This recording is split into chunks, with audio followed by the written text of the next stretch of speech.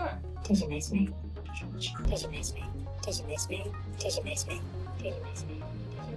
Did you miss me? Did you miss me? Did you miss me? Did you miss me? Did you miss me? Did you miss me? Did you miss me? Did you miss me? Did you miss me? Almost exactly 2 years ago now, I filmed a video about the story of disgraced Theranos founder and now convicted felon Elizabeth Holmes. And little did I know, way back then, that getting incarcerated for fraud wouldn't be enough to stop her. To be quite honest with you, Elizabeth Holmes hasn't been on my radar for these last 2 years since she's been behind bars. Earlier in February, I did come across a People magazine, I'm gonna call it, article about her, an exclusive interview about her life behind bars. And when you take a look at the title, which reads, Elizabeth Holmes breaks her silence in first interview from prison. It's been hell and torture. You'll understand why I just, scrolled away. The last thing I need to hear is how a woman who defrauded billions and gambled on the lives of fellow human beings is having a hard time in prison. Earlier this month, news broke that her appeal, which I had no idea she even filed, mind you, with the Ninth Circuit of Appeal, had been denied. She can still appeal to the Supreme Court, by the way, which is probably what she's going to end up doing, because she's not guilty, didn't you know?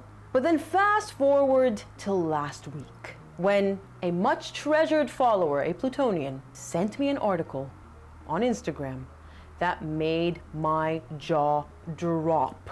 The article is an opinion piece on a website called Stat, which covers topics related to health and medicine. And it was written by none other than brave Theranos whistleblower, Mr. Tyler Schultz, a scientist and a founder himself who worked at Theranos when he was younger, and who also happens to be the grandson of the late George Schultz, a man who had previously served as U.S. Secretary of State under the Reagan administration. Through Elizabeth Holmes' manipulations, she really had a way with the older guys. Gee, I wonder how she did it. She somehow convinced George Schultz to become a board member at Theranos. And he was a very avid believer and supporter of Elizabeth, even after the Wall Street Journal broke the story that took Elizabeth and Theranos down. He has since passed in 2021, may he rest in peace. But back to this op-ed. I was a Theranos whistleblower. Here's what I think Elizabeth Holmes is up to. Her partner's new blood testing company, Haemanthus, looks mighty familiar. I always knew Elizabeth Holmes would have a second act, but I'm shocked it's starting while she's still behind bars. Now, Tyler says a lot of things about Elizabeth Holmes in this opinion piece, all of which we have covered in the video I made 2 years ago. It was quite in-depth. If you haven't seen it, by the way, take a look at it here up in the cards, and I will be linking the article in the description box if you want to read the whole thing. But for the purposes of this video, I'm going to narrow down and focus on Haemanthus. The company, which was founded by her partner, Billy Evans, derives its name from two Greek words, hema, blood, and anthos for flower, so blood flower. And in case you didn't know, Theranos was basically an amalgamation of the Greek terms for therapy, therapia, I guess that's how you pronounce it, and diagnosis. Now, this business is still a stealth startup, so the only details that we know about this thing are from insiders who spoke exclusively to both the New York Times and NPR, in what was a very obvious ploy, at least in my opinion, to generate interest and hype in the company before it's even announced. Very much a part of Elizabeth Holmes' playbook, if you know what she did with Theranos. The New York Times article says that its sources are, quote, two investors pitched on the company who spoke on the condition of anonymity because they had agreed to keep the plans secret. Sure, and I'm the Countess of Pluto. The partner of Theranos founder Elizabeth Holmes, Billy Evans, heir to the Evans Hotels chain in San Diego, has raised millions of dollars for an artificial intelligence startup hoping to introduce a product that can be used in medical testing and other settings. It's still supposedly in its early stages and currently uses light detection technology that can essentially guide AI sensors to conduct medical tests. And this is both according to the source and a patent that was granted in January. I flipped through the patent. I'm no scientist, but you know what? Neither is Billy Evans, because according to his LinkedIn, he holds a bachelor's degree in economics from the Massachusetts Institute of Technology. As recently as just a few years ago, he had zero interest in diagnostics. He spoke about real estate, hotels, you know, it makes sense. That's, I suppose, his family's legacy and his future as the heir, but zero interest in diagnostics. Until suddenly, right around the time Elizabeth was incarcerated, the concept started getting fleshed out. If anyone is scientifically inclined and can understand what's in the patent, it's also linked in the description box if you'd like to have a look. And for what it's worth, if you think that being granted a patent is a sign of legitimacy, then just remember that Elizabeth Holmes' inventions, which one of them I believe included a patch, a skin patch to do all the diagnoses, were also granted. And they were a work of pure science fiction, or in the case of the Edison, her little machine that never could.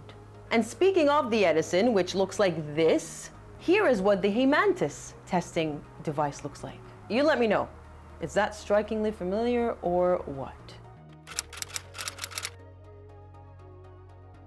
Now, anyone who's familiar with Elizabeth Holmes' story would have watched her TED Talk and remember that her slogan almost was making healthcare affordable again, so that you don't have to say goodbye to your loved ones too soon. She also talked about how she wanted to take blood testing out of research labs and into people's homes. A quick skin prick, and voila, you get a whole encyclopedia about your health from just one drop of blood. Now, this is what the NPR report has to say about Haemanthus. Haemanthus hopes to bring the cost of the technology down and to take it out of research labs to make it commercially available to patients. The company's January patent said the light detection tool can be used to test biological material, citing examples including sweat, urine, and saliva. The technology can also conduct diagnostic tests using a small sample of blood. Are you understanding now why my jaw dropped to the floor? According to Haemanthus' marketing material, apparently in only a matter of seconds, Mr. Evans' machine would be able to identify and qualify biomarkers such as glucose and hormones and deploy what the company calls deep learning models to detect cancer and infections. Now, here's something interesting. Unlike Theranos, which went straight to humans, Haemanthus wants to start off with pets. Make sure your pets are well out of reach too, because they're coming for them. And in yet another incredibly convenient coincidence, the proposed product, so I'm supposing this machine, is unregulated by the USDA, as it does not fall within its regulatory jurisdiction. So they can do whatever they please without regulation. Gee, I wonder if that's a direct result of Elizabeth Holmes really struggling with regulatory framework. I can almost hear her telling him, don't go straight for humans. They're gonna watch you like a hawk, like they did with me. Try getting under the table through pets instead, and make sure your machine doesn't fall within the jurisdictional framework of the USDA. But don't let out a sigh of relief yet, because Haemanthus is still coming for you. They say the long-term goal is to develop a stamp-size wearable version of the product for humans. And based on their experiences and partner input, that will require 3 years and $70 million. It's interesting because I recall that at the start of her career as a con artist, Elizabeth Holmes also dreamed up this patch, this skin patch, which people could put on. This is before the Edison came about, through which they can get, diagnosed and monitored, and results would be relayed to them through their computer and whatnot. Basically pure science fiction, as the scientists and professors at Stanford had told her when she came to them with the idea. Until she found that one professor, Channing something, who fell for her big blue eyes and basically opened up the door for her con.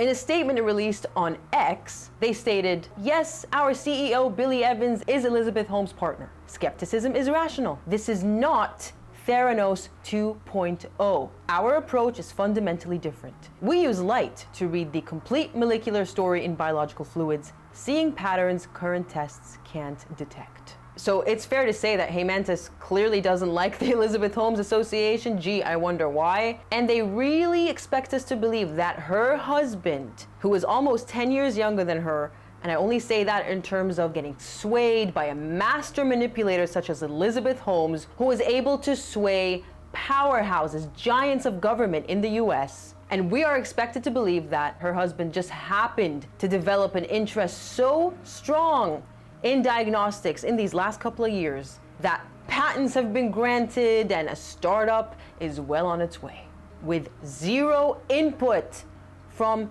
his convicted felon of a partner who was basically trying to dabble in the same field, albeit with different methods. In Tyler's opinion piece, he confirms that, quote, While Elizabeth has no legal affiliation with the company, her fingerprints and pricks are all over it. And Tyler, someone who obviously knows Elizabeth Holmes very well and went through the effort of whistleblowing and bringing down Theranos, along with the other brave whistleblower, Erica Chung, clearly knows what he's talking about. Because according to the NPR report, since being imprisoned at a federal facility, Holmes has been providing advice to her partner, Billy Evans, on the startup, according to the sources. The precise nature of Holmes supporting Evans on the venture is unclear. It's one thing for sources, insiders, to let slip, to leak that she is involved, under the table, behind the scenes. But it's another for the woman herself to basically flagrantly admit it to none other than People magazine. In that interview that she gave them back in February, she had the gall, the audacity to tell them this. There is not a day I have not continued to work on my research and inventions. I remain completely committed to my dream of making affordable healthcare solutions available to everyone. Now think back earlier in the video to what I said about Haemanthus's goal: to bring affordable healthcare solutions to people's homes, to everyone, to make it accessible. So you don't even have to read between the lines here. She's giving it to you, unabashedly, as she serves a now 9-year sentence. It was 11, but it's been reduced to 9 for good behavior, for gambling with people's literal lives. And she has no shame, no qualms with what she'd done, and no regrets. Because according to her, the ultimate delusionist, she's done nothing wrong. This was a miscarriage of justice. And she's now working in that field. She wants to fight for people in the US when she's out, to protect them from her dismal fate. Now, she says a lot of ridiculous things in this interview, which I am not going to dignify with my commentary, and I really don't want to insult your intelligence either. But here are a few honorable mentions to give you a taste of her level of delusion. She expects us to believe that she had her children because she just wanted children at that time while she was facing trial. It had nothing to do with the trial and swaying the jury. She genuinely did not believe she would get convicted, by the way. And that part I believe.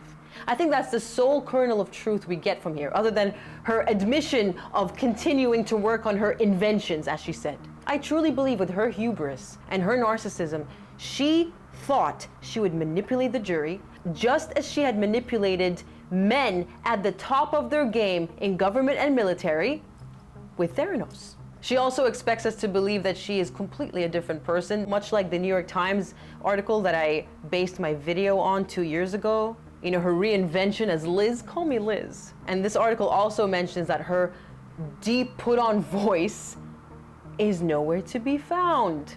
I'm no psychologist, I'm no mental health expert, but people with this level of hubris and delusion and callousness, some would say levels of, antisocial tendencies, psychopathy perhaps, never learn, because they never acknowledge that they messed up in the first place. She says it here in this interview.